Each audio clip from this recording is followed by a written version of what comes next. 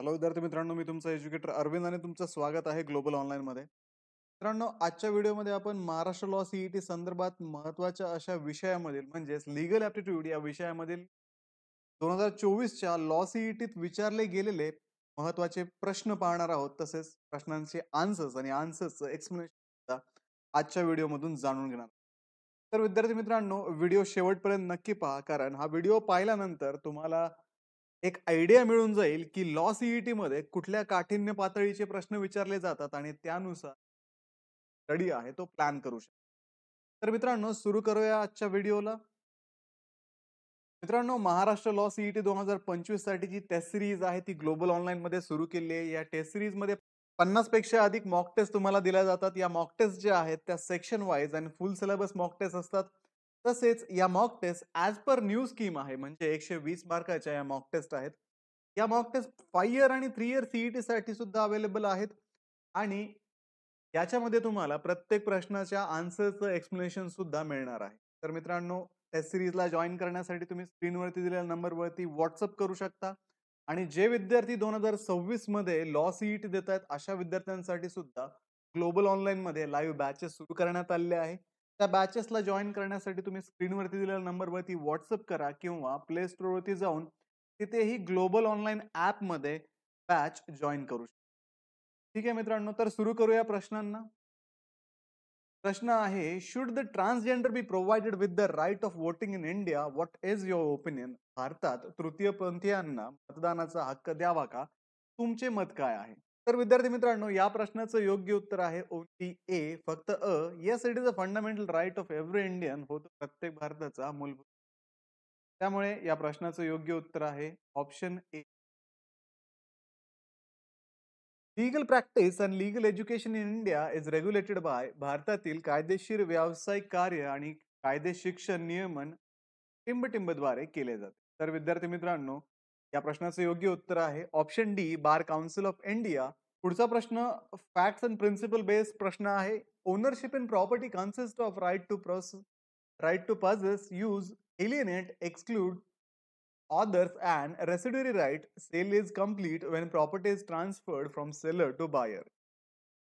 Fact दिले तुम्हाला, Ranjit sold his air cooler to Ranjita for 5,000 that he wanted for her new house. However, Ranjita asked Ranjit to keep the air cooler at his residence itself till Ranjita's new house would be ready. The best option as per the principle and fact given.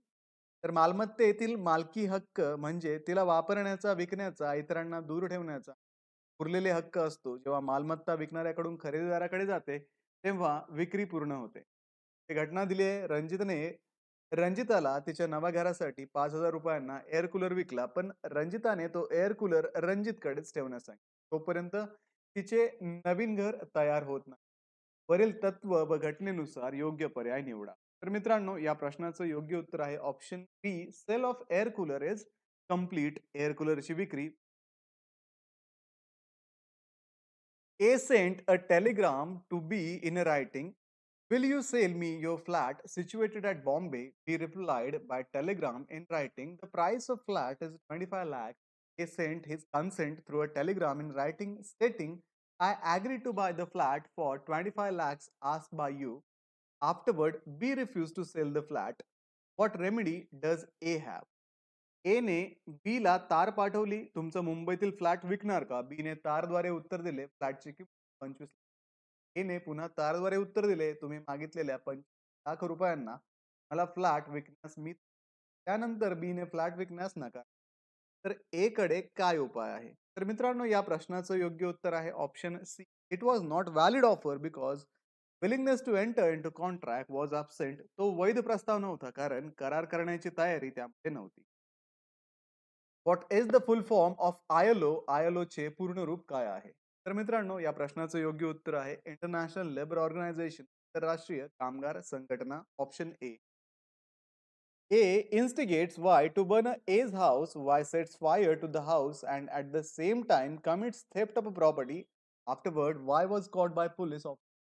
Y takes defense that he did the act because X instigate him to do it. What is the ability? What is the liability of X? एक्सने वायला ए जाळण्यास भडकावले. वायने घर जाळले आणि त्यावेळी मालमत्तेची चोरी केली. वायला पोलिसांनी पकडले. वायने बचाव केला की त्याने हे कृत्य एक्सच्या भडकावणीमुळे केले. एक्सची जबाबदारी काय आहे? तर मित्रांनो या प्रश्नाचं योग्य उत्तर आहे X liable only for abetment of burning H house. एक्सला फक्त एजच्या घर जाळण्याच्या सहाय्याबद्दल जबाबदार ठरवले जाईल. पुढचा प्रश्न आहे Z went to the jewellery shop and handed over 100 grams of gold for manufacturing an ornament for his wife, and 1 month time was fixed for delivery. After the expiry of 1 month, the jewelry maker refused to deliver the gold ornament as well as denied the 100 gram of gold. Jewelry maker was prosecuted for criminal breach of a trust. The jewelry maker argued that it is a breach of a contract, not criminal breach. Issue is what offense if has been committed by jewelry maker. Z ज्वेलरीच्या दुकानात गेला आणि त्यांना त्याच्या बायकोसाठी सोन्याचे दागिने तयार करण्यासाठी 100 gram सोने दिले. डिलिव्हरीसाठी 1 महिन्याचा वेळ निश्चित केला. 1 महिन्याच्या कालावधी नंतर सोनं जे ठेवलं होतं, त्याचे अलंकार त्याला मिळाले नाही. त्या सोन्याला सुद्धा नकार त्या व्यक्तीने दिला. तर याच्यामध्ये विश्वासाचं उल्लंघन झालं आहे यासाठी तो जो सोनार आहे त्याला दोषी ठरवलं गेलं. त्या सोनाराने युक्तिवाद केला की कराराचे उल्लंघन हे झालेलं आहे, विश्वासाचं उल्लंघन नाहीये. तर मग प्रश्न आहे त्या सोनाराने कोणता गुन्हा केला आहे आणि तो कुठल्या पद्धतीचा असेल? तर या प्रश्नाचं योग्य उत्तर आहे option C. It is a case of a criminal breach of a trust, not a case contract. हे विश्वासाचं उल्लंघन आहे आणि कराराचे उल्लंघन हे नाहीये. त्यामुळे ऑप्शन सी याचं योग्य उत्तर. In legal terms a minor is an individual below dash dash year. कायदेशीर दृष्टिकोनातून एक अल्पवयीन व्यक्ती डॅश डॅश वर्षाखालील असते. तर मित्रांनो 18 वर्षाखालील व्यक्ती मायनर किंवा अल्पवयीन असते. ऑप्शन डी 18 याचं योग्य उत्तर. Rohini, a housewife, while shopping in the market, found a purse filled with a bundle of 1,000 rupees. Was unnoticed by the nearby people. Picked it up and spent all the money buying jewelry. Rohini liable for any legal activity. Rohini एक गृहिणी बाजारात खरेदी करत असताना तिला एक purse मिळाली ज्याच्यामध्ये 1,000 रुपये होते आणि जवळच्या लोकांनी ते पाहिले नाही म्हणून ते पैसे तिने घेतले आणि दागिन्यावरती तिने ते खर्च केले. तर रोहिणीला कोणत्या कायदेशीर उल्लंघनासाठी येथे जबाबदार ठरवले जाऊ शकते? तर मित्रांनो या प्रश्नाचं योग्य उत्तर आहे option D. Rohini is not guilty of any legal activity. Rohini कोणत्याही कायदेशीर साठी दोषी नाही.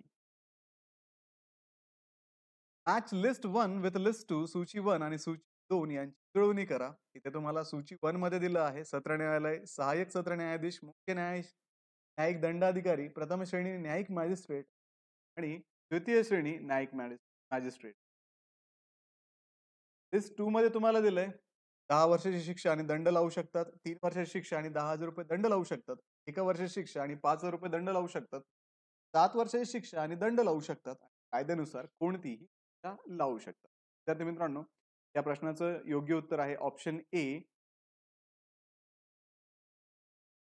पुढचा प्रश्न आहे mister Sharma assured mister Kohli his friend to lend him 1 lakh rupees marriage of. But Mr. Sharma could not keep his promise as he was hospitalized due to his marriage was. He seek legal advice to Mr. Sharma for not keep. Issue is can any legal action be against Mr. Sharma?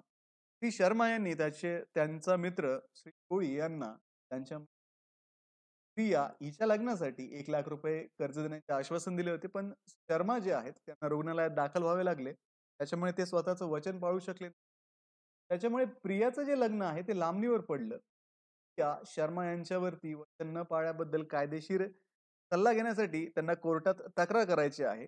तर प्रश्न तुम्हाला असा दिलाय की शर्मा यांच्यावर कायदेशीर कारवाई करता येईल का?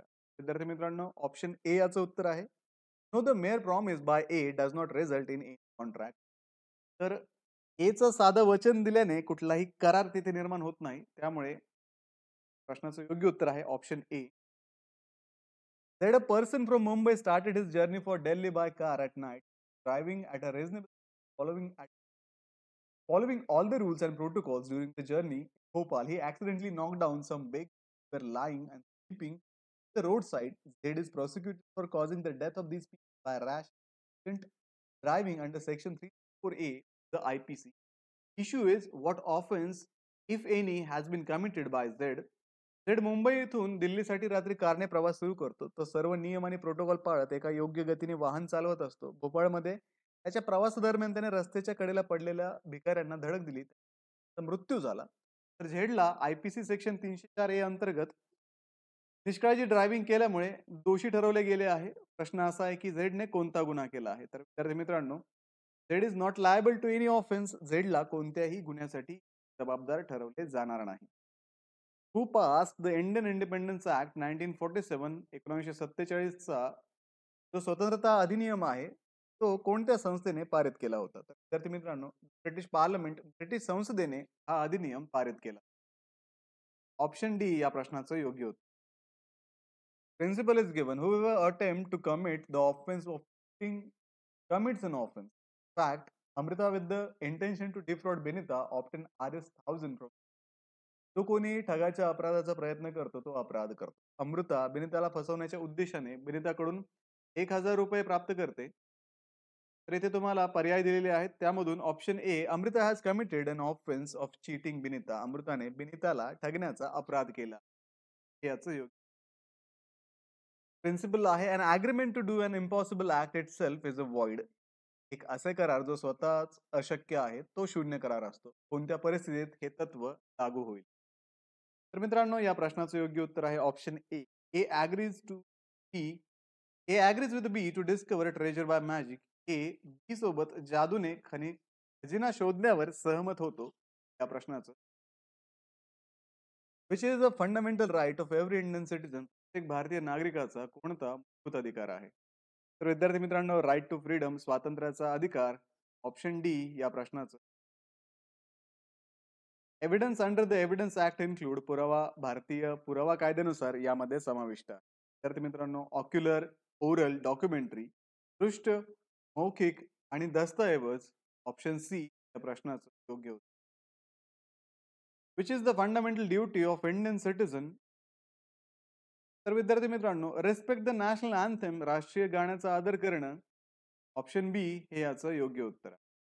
बायगेमी law is not applicable to. बहुपत्नीत्व कायदा कोणावर लागू होतो? विद्यार्थी मित्रांनो, प्रश्नाचं योग्य उत्तर आहे option B. Principal, a person who commits a murder or abets to commission of a murder shall be disqualified from any property of to court. जो व्यक्ती हत्या करतो किंवा सहकार्य करतो कायद्यानुसार पावलेल्या व्यक्तीच्या संपत्तीवरती हक्क असणार. Fact is given. A and B were brother who have ancestral property. A is an unmarried person. In furtherance of property, later he claims to share in his property. Claims so. A आणि B हे दोन्ही भाऊ होते. त्यांच्याकडे आपली परंपरागत संपत्ती होती. A हा अविवाहित व्यक्ती आहे.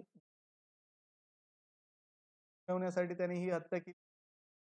त्या संपत्तीमध्ये नंतर ए ने भाग मागितला तर असे त्याला करता येईल का? तर ऑप्शन बी याचं उत्तर आहे. B is not entitled to claim the share in property of.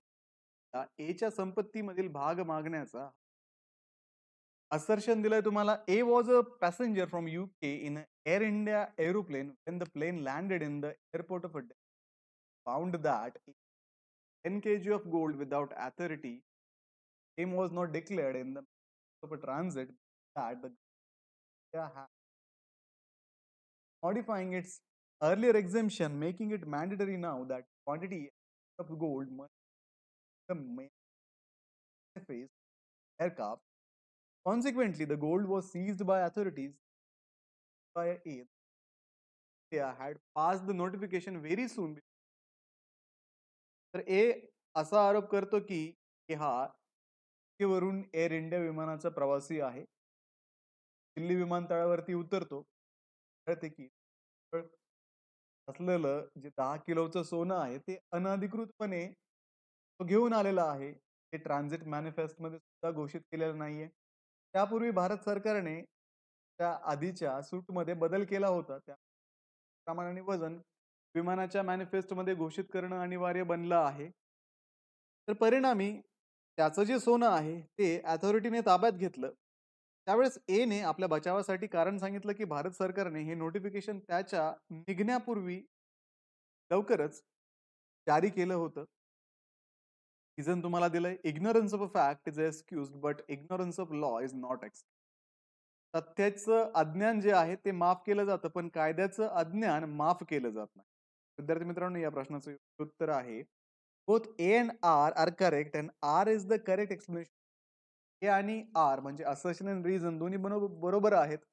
Reason हे असर्शनचे योग्य स्पष्टीकरण आहे. पुढचा प्रश्न आहे, Savita agrees to sell 3 dozen of silk sarees to Kareena discount of 10% once summer vacation is over. What's the nature of this contract according to the Sales of Goods Act 1930? Savita करीनाला 3 dozen silk साड्या 10% सवलतीसह विकायला सहमती देते जेव्हा उन्हाळ्याची सुट्टी शेवट होईल तेव्हा. 1930च्या वस्तू विक्री कायद्याच्या अनुसार या कराराचा प्रकार काय आहे? तर विद्यार्थी मित्रांनो, हा अग्रीमेंट टू सेल म्हणजे विक्री करार आहे. त्याच्यामुळे ऑप्शन सी याचं योग्य. Works are protected under copyright if they are original work of art at a fixed tangible medium of राईटद्वारे संरक्षित कोणत्याही भावात व्यक्त. Tamil work hard to note down the people whose neighborhood makes an area directory, the details of people by result of the hard work put in. Jamil आपल्या मेहनतीद्वारे राहणाऱ्या लोकांची नावे पत्ते टिपतो आणि शेजारी लोकांची माहिती असते. परिसर निर्देशिका an option Q of a proposition that as provided. दिलेल्या प्रस्ताव आणि तथ्याच्या दृष्टी सर्वोत्तम पर्याय निवडा. विद्यार्थी मित्रांनो, या प्रश्नाचं उत्तर आहे Tamil's labor in making the neighborhood directory is sufficient to justify in making copyright work ultimately produced. जमीनने तयार केलेल्या परिसर निर्देशिकेत मेहनत कॉपीराइट दाव्याचे समर्थन करण्यासाठी पुरेशी आहे. Consumer protection act is enacted to ग्राहक संरक्षण कायदा त्याच्यासाठी तयार करण्यात आला आहे. रेड्रेस द कन्झ्युमर ग्रीव्हन्सेस ग्राहकांच्या तक्रारीचे निराकरण करणे. To protect the interest of consumer ग्राहकांच्या हितांचे संरक्षण करणे. विद्यार्थी मित्रांनो, या प्रश्नाचं योग्य उत्तर आहे option. Causing damage to another person is not actionable in law unless the legal injury is also caused. त्या व्यक्तीला नुकसान करणे कायद्यानुसार जबाबदार ठरवता येत नाही, कायदेशीर देखील झालेले नाही. फॅक्ट दिले, X ran coaching classes PQR in a city. X एका शहरात पीक्यूआर कोचिंग क्लासेस चालवत होता. Y started coaching classes T QR. वायने पीक्यूआरच्या जवळ टी नावाचा कोचिंग सुरू केला. Many student shifted from PQR to TUV forcing X to shut down. आणि विद्यार्थी पीक्यूआर कडून टीयूव्ही मध्ये गेले, ज्यामुळे एक्सचा क्लास बंद करावा. एक्स सूड वाय ने वाय विरोधात दावा केला. Whether X will succeed. X सफल होईल का? तर मित्रांनो, या प्रश्नाचे उत्तर आहे option A. Mister X will not succeed as there is no legal injury cause to him. X सफल होणार नाही कारण त्याला कोणते कायदेशीर नाही. Saurabh and Sulabha, a wealthy married couple, are childless after 30 years of marriage. Saurabh has served. Saurabh has a severe heart problem and Sulabha has autism. They applied to adopt a child. Saurabh आणि सुलभा एक संपन्न विवाहित जोडपे 30 वर्षाच्या लग्नानंतर अपत्यरहित आहेत. गंभीर हृदयविकाराचा आजार आहे आणि सभाला ऑटिझम आहे. एक मूल दत्तक घेण्यासाठी अर्ज केला आहे. त्या प्रश्नाचं योग्य उत्तर आहे option D. No adoptive parent must be mentally stable and free from life threatening condition. नाही, दत्तक घेणारे पालक मानसिकदृष्ट्या स्थिर असावे आणि त्याला धोका निर्माण करणाऱ्या कोणत्याही स्थिती. Can a person transfer his driving licence to another person in India? भारतामध्ये ड्रायव्हिंग लायसन्स करू शकतो. कारण या प्रश्नाचं योग्य उत्तर आहे he cannot transfer under chances. तो कोणत्याही परिस्थितीत आपलं ड्रायव्हिंग लायसन्स हस्तांतरित करू शकत. A. Master is the vicariously liable for the act of his servant acting in the course of his employment. एक मास्टर आपल्या नोकराच्या कामाच्या अप्रत्यक्ष. Fact. X runs a tour and travel agency. X एक tour and travel agency चालवतो. Y hired a car from x वायने x एजन्सीकडून car भाड्याने घेतली. Z drove rashly causing an accident that injured Y and his family. Z एजचा driver घाईघाईत car चालवत होता. त्यामुळे अपघात झाला आणि वाय आणि त्याच्या कुटुंबाला दुखापत. Y sued X for compensation. वायने X कडून नुकसान भरपाईची मागणी केली. Question is X liable. एक्सला जबाबदार धरले जाईल का? तर मित्रांनो या प्रश्नाचं योग्य उत्तर आहे Mr X is liable for the act of a driver Mr Z as X is the employ. X driver Shri झेडच्या कृत्यासाठी जबाबदार आहे कारण एक्स हा नियोग. तर मित्रांनो हे होते लीगल ऍप्टिट्यूड या विषयामधून आन्सर्स आणि आन्सर्स एक्सप्लेनेशन आपण आज पाहिले. तर व्हिडिओला लाईक करा, तुमच्या मित्रांना हा व्हिडिओ शेअर करा, ग्लोबल ऑनलाईनला सबस्क्राईब करा आणि आमची सिरीज आहेत त्या जॉईन करण्यासाठी स्क्रीनवरती दिलेल्या नंबरवरती व्हॉट्सअप करा. भेटूया पुढच्या व्हिडिओमध्ये. पर्यंत एक्झामचं